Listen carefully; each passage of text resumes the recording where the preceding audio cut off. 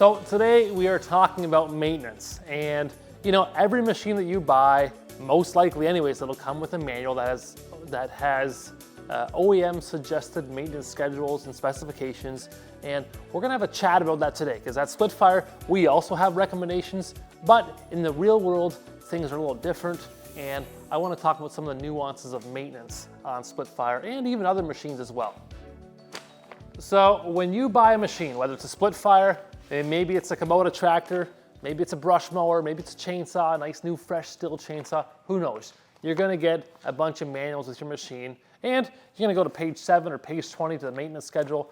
It's gonna have a full breakdown of things you should do to keep your machine running in tip-top shape.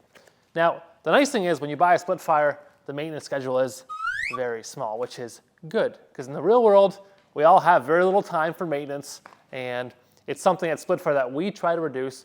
But even in our manuals, we have things that we require, and sometimes in the real world, things don't always add up that way.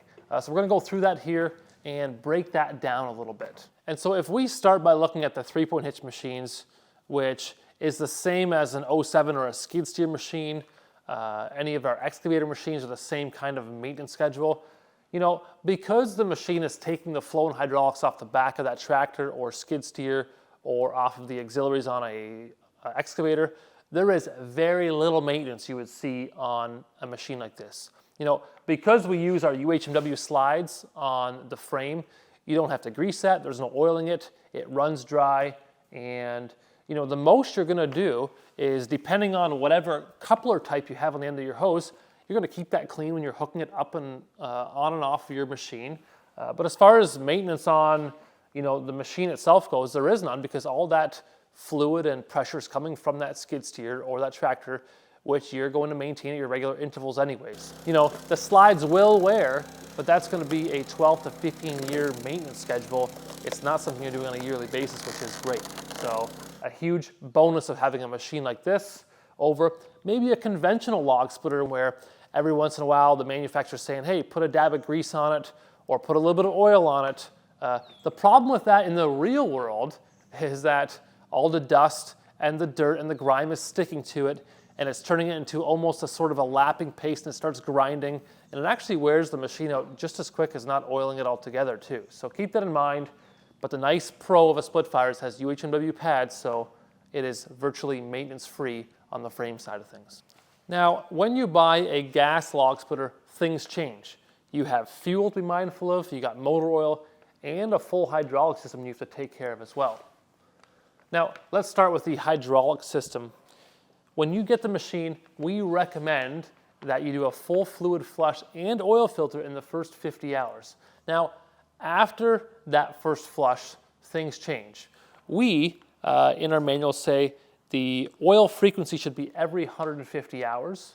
And, on a tractor, it's gonna say every 400 hours. Now, 150 is what I think is a little excessive, but if you wanna keep your machine in tip-top shape, it's gonna last for a long time. The 150-hour oil change on the hydraulics is good, but in my books, for how much I use my machine, I would think that's excessive, and I'm gonna stretch my fluid change out to probably the 200, the 250 range before I'm changing it myself. Now, keep in mind, I'm only splitting wood maybe 8 or 10 Saturdays a year, 5 or 6 hours. So let's say I'm splitting 10 Saturdays, 6 hours each. That's 60 hours.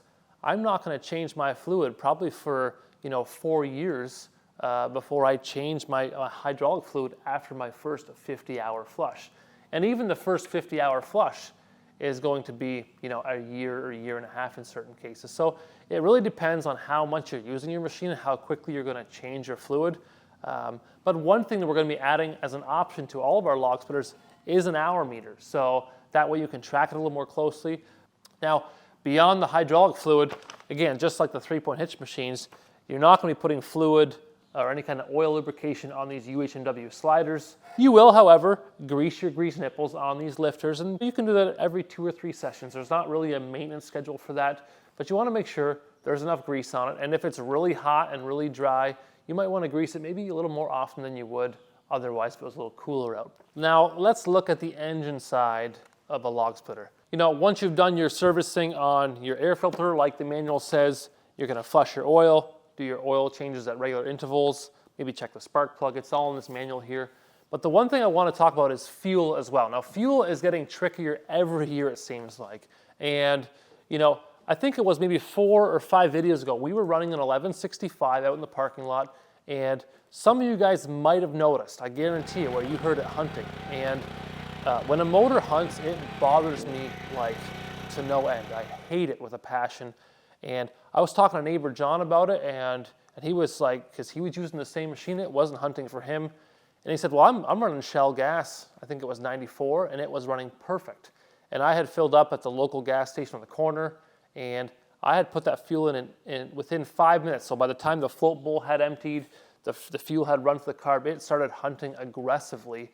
And you know, you would be surprised how the fuel affects the performance of your motor. So one thing we always say, try to run premium, so 91 or 94, but you know, there's going to be a fuel station that has 91 that is not equal to 91 to the next fuel station. And we notice it here, and there's some fuel stations that I will not use their 91 because I know in my Hondas, they start to hunt or they will aggressively hunt if I'm not careful. So for instance, you might notice that even on some videos, I'm filling my chainsaw with engineered fuel, which is really expensive. But for how much I use my saw, I'm not even going to mess with pump fuel. It's not worth it for me. In my dirt bike, I'm doing premix, you know, so 50 to 1 for my dirt bikes, I'll use pump gas for that. But for a chainsaw, I'm just going to pay a little bit more for engineered fuel because I do not want to have fuel problems. So premium fuel, fuel stabilizer, if you're going to let it sit for a long time, let's say it's at a cottage again, you're going to go and leave it for 4, 5, 6 months, some fuel stabilizer will be really good for it. And, you know, the better the fuel is, the smoother the machine will run, the easier it'll start in the cold. It makes a huge difference. Now, on all the split fires, we try to make maintenance as easy as possible because if it's a burden, it's probably not going to happen. You know, on the 1165s, we put huge drain plugs on it. We'll put huge filler plugs in it so you can take a 5-gallon pail and a big funnel and you can just chug it in. You don't want to sit there with a small funnel for 20 minutes because that's just a real pain.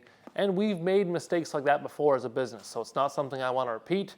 So in the future, it's something that we put a pretty high priority on because people are busy. They don't got time to fool around.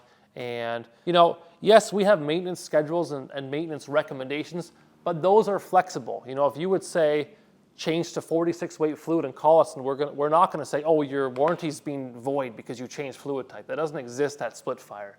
I'll be totally lying if I haven't seen a split fire from the 90s that's running the very, very first red Dextron 3 ATF fluid that we put in it from the factory, and it's 15 years later and it's never been changed. Awesome. And the machine's running fine, you know. You know. Have you actually seen that? Oh, absolutely. You know, when it comes to fuel, if you have any good recommendations or experiences, leave them in the comments below and educate others as well, because fuel is just one of those things that I think is going to be an ongoing issue as time goes on. And, you know, all in all, we're here to try to make people's lives easy, make maintenance simple and fast. Now, if you have any questions on the machines you saw in this video, you can head over to split-fire.com and see the details there, or you can give us a call at the office, and Dylan and sales will be more than happy to talk to you about these machines. If you haven't subscribed, subscribe so you can stay up to date and see more videos like this.